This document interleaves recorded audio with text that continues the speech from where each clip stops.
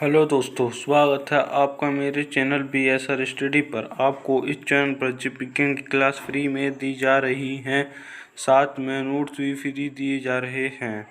Chapter 2 Pushpi पौधों में जनन, इसका पार्ट 4 है। अगर आप मेरे चैनल पर नए हैं तो मेरे चैनल BSR स्टडी को सब्सक्राइब करना ना भूलें, मेरी वीडियो को लाइक और शेयर करना ना भूलें।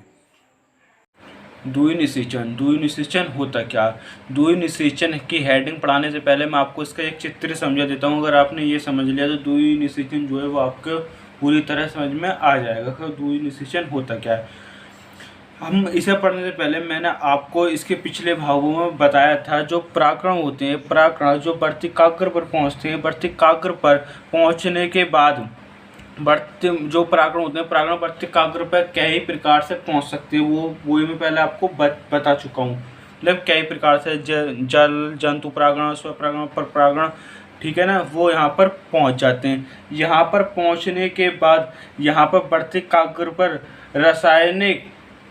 कुछ रासायनिक सविवाद होते हैं जो परागकणों की पहचान करते हैं कि ये परागकण मतलब यहाँ पर ये परागकण ठीक है या नहीं, मतलब ये इसके योग्य हैं या नहीं। जब वो योग्य होते हैं तो यहाँ से एक पराग नलिका निकलती है, ठीक है ना। क्या निकलती है? यहाँ से एक पराग नलिका निकलती है। लेकिन पराग नलिका निकलने से पहले मैंने आपको बताया था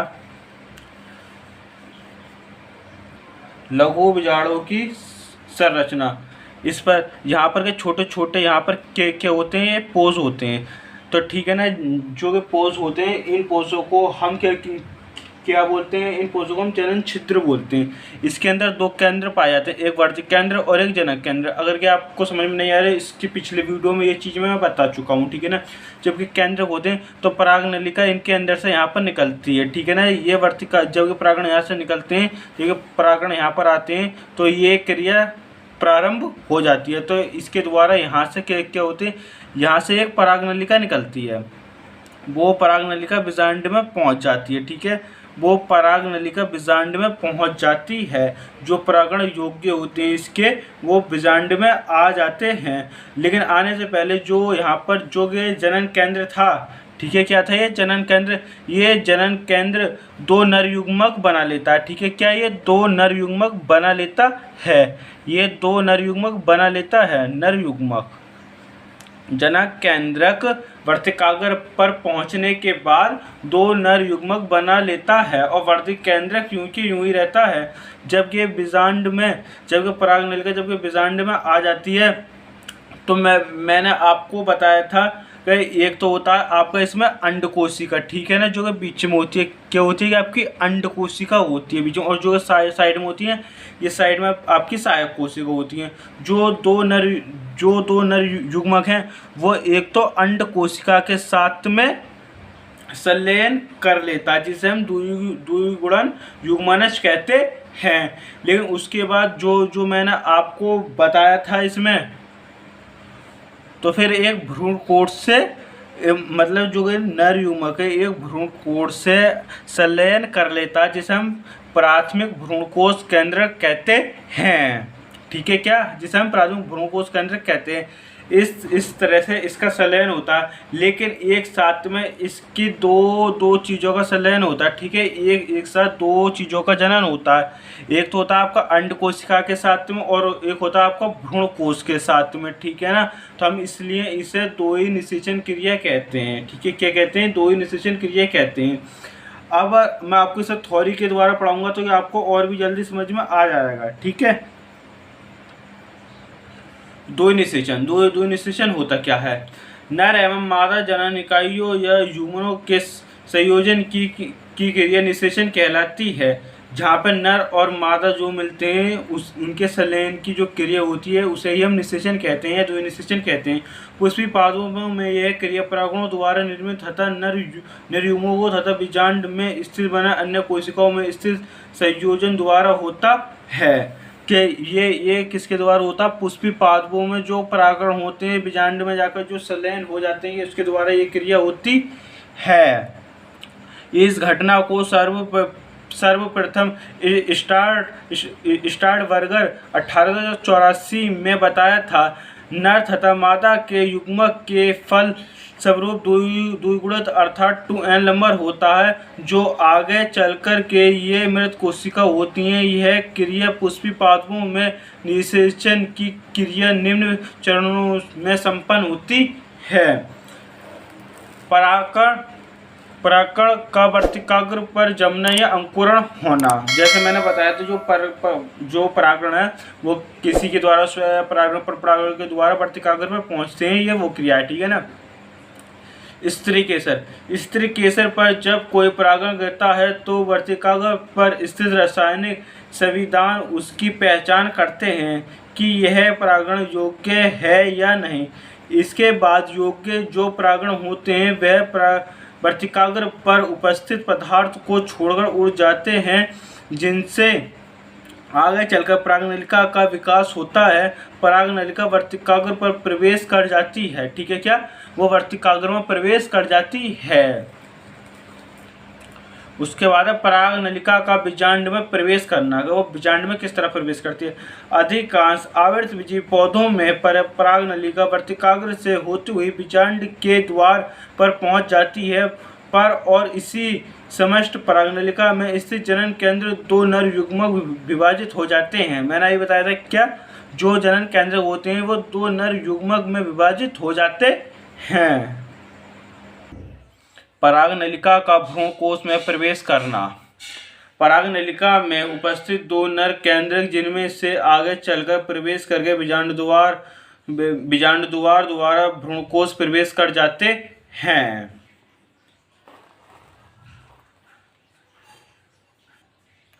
नर एवं मादा का युग्मों में संलयन। जब वो आपस में जो संलयन होते हैं, मतलब जब नर और मादा जो मिलते हैं वो आपस में संलयन होते हैं, ठीक है।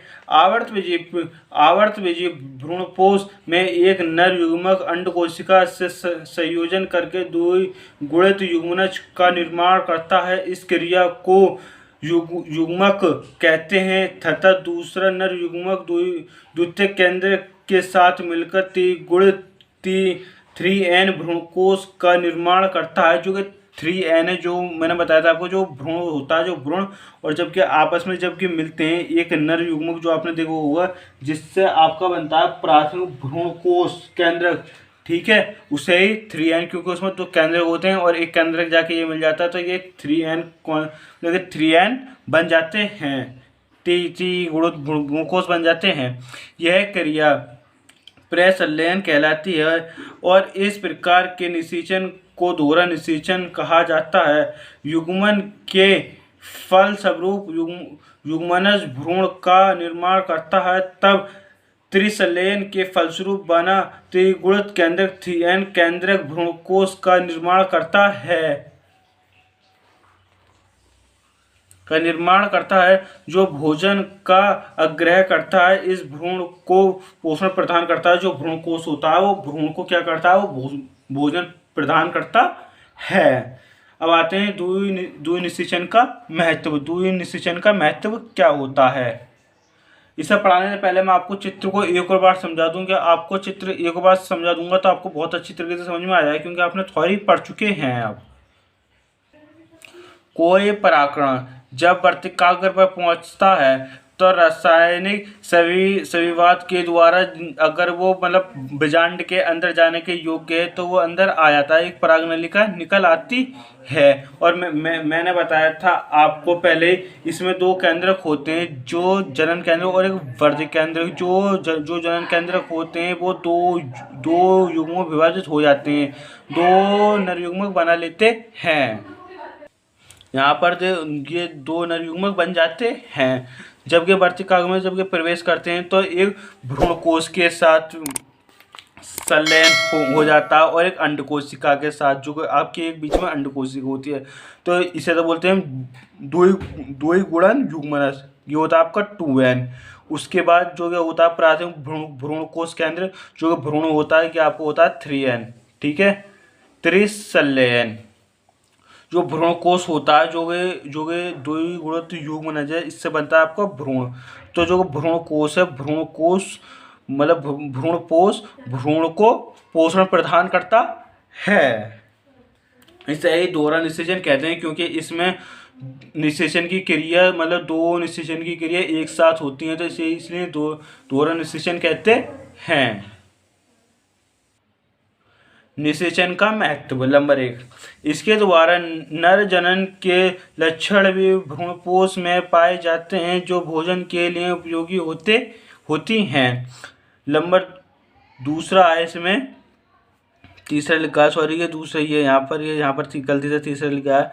दो निषेचन के फलस्वरूप भ्रूण के साथ साथ भ्रूणपोष का निर्माण होता है जिसमें भ्रूण को पोषण में कोई समस्या नहीं आती है। जो भ्रूणपोष होता है वो भ्रूण को पोषण प्रदान करता है दो निषेचन के अंदर, जो भ्रूण को कोई आगे आकर कोई समस्या ना आए। ये इसके दो महत्व थे। अब जानेंगे परागण व निषेचन में अंतर।